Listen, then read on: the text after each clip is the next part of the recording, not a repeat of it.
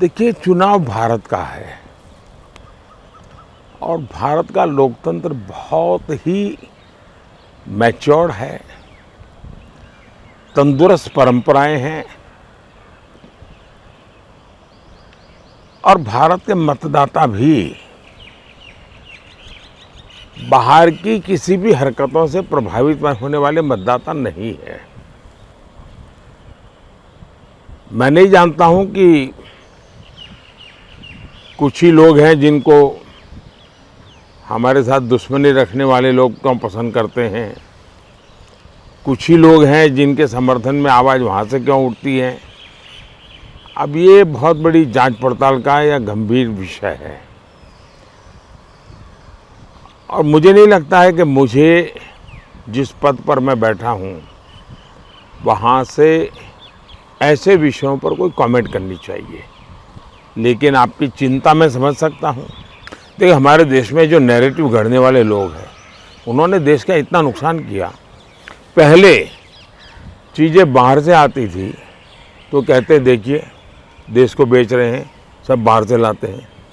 आज जब देश में बन रहा है तो ये लोग कहते हैं देखिए ग्लोबलाइजेशन का ज़माना है और आप लोग अपने देश की बातें करते हैं। मैं समझ नहीं पाता हूँ कि देश को इस प्रकार से गुमराह करने वाले इन एलिमेंट से देश को कैसे बचाया जाए।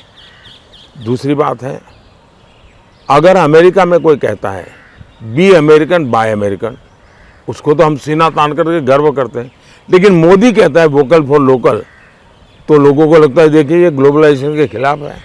तो इस प्रकार से लोगों को गुमराह करने वाली की प्रवृत्ति चलती है।